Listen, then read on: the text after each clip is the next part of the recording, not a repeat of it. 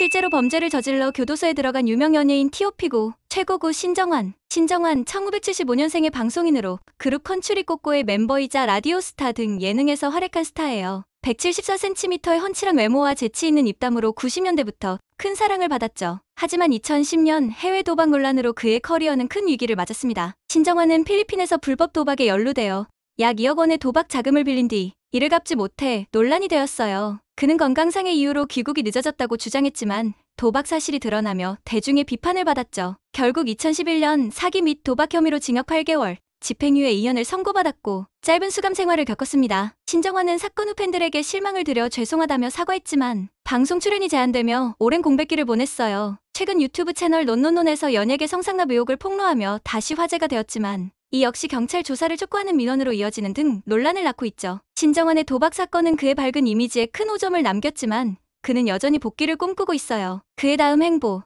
여러분은 어떻게 보시나요? 최고팔 강병규 1974년생의 전 프로야구 선수이자 방송인으로 삼성 라이온즈에서 활약하며 큰 인기를 얻었어요. 키 180cm의 건장한 체격과 솔직한 매력으로 강심장 등 예능에서도 두각을 나타냈죠. 하지만 2010년 신정환과 함께 도박 사건에 연루되며 그의 인생은 급변했습니다. 강병규는 신정환과 필리핀에서 불법 도박을 하며 약 1억 원의 도박 자금을 빌린 혐의를 받았어요. 이후 2012년 트위터를 통해 동료 연예인들을 비판하거나 협박한 혐의로 추가 기소되었고 징역 6개월, 집행유예 2년을 선고받아 짧은 수감 생활을 했죠. 그의 트위터 발언은 연예계의 적폐라며 큰 논란을 일으켰지만 법적 처벌로 이어지며 그의 이미지는 크게 손상되었어요. 강병규는 내 행동이 경솔했다며 사과했지만 방송 출연이 금지되며 공백기를 보냈어요. 최근 신정환과 함께 유튜브 논논논에 출연하며 연예계 복귀를 시도하고 있지만 성상납 폭로로 또다시 논란의 중심에 섰죠. 강병규의 사건은 그의 화려했던 과거를 아쉽게 만들었어요. 그의 재기는 가능할까요? 최고 7 돈 스파이크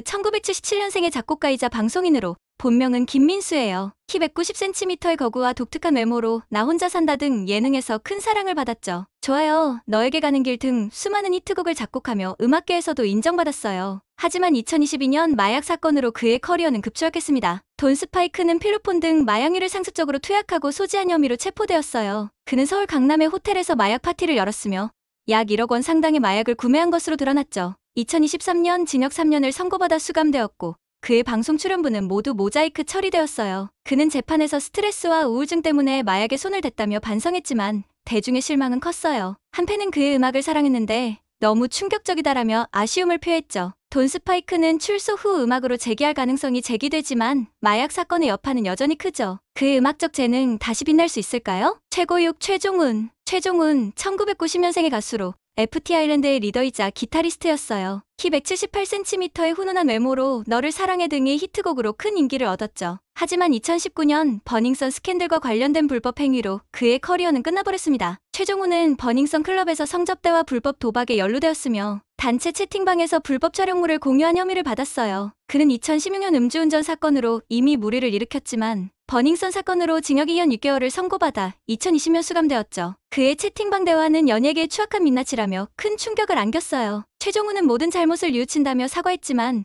FT 아일랜드를 탈퇴하고 연예계를 떠났어요. 출소 후 그는 SNS를 통해 근황을 전하며 재기를 꿈꾸지만 대중의 반응은 싸늘하죠. 최종훈의 사건은 K-POP 아이돌의 어두운 이면을 드러냈어요. 그의 재기 가능성은 얼마나 될까요? 최고 고영욱 1976년생의 가수로 90년대 룰라의 멤버로 날개, 이른 천사 등의 히트곡으로 큰 사랑을 받았어요. 키 175cm의 훈훈한 외모로 예능에서도 활약했죠. 하지만 2012년 미성년자 성범죄로 그의 인생은 나락으로 떨어졌습니다. 고영욱은 2011년 2012년 미성년자 팬들을 상대로 성추행과 성폭행을 저지른 혐의로 기소되었어요. 그는 피해자들에게 접근해 신뢰를 쌓은 뒤 범행을 저질렀으며 총 4건의 범죄로 징역 2년 6개월을 선고받아 2013년 수감되었죠. 그의 사건은 연예인의 도덕성을 둘러싼 큰 논란을 일으켰어요. 고영욱은 재판에서 합의된 관계였다고 주장했지만 법원은 이를 받아들이지 않았어요. 출소 후 그는 방송 출연이 금지되었으며 그의 과거 방송부는 모자이크 처리되었죠. 고영욱은 내 잘못을 뉘우치고 있다며 사과했지만 대중의 신뢰를 회복하지 못했어요. 그의 사건은 연예계의 어두운 그림자를 드러냈죠. 최고사 김호중. 김호중 1991년생의 트로트 가수로 미스터 트롯을 통해 전국적인 인기를 얻었어요. 키 174cm의 훈훈한 외모와 한 많은 대동강 등의 곡으로 팬덤을 형성했죠. 하지만 2024년 음주운전과 뺑소니 사건으로 그의 이미지는 큰 타격을 입었습니다. 김호중은 서울 강남에서 음주 상태로 차량을 운전하다 사고를 낸 뒤 현장을 이탈한 혐의로 기소되었어요. 그는 사고 직후 매니저에게 대리 자수를 지시한 것으로 드러나며 책임 회피 논란을 일으켰죠.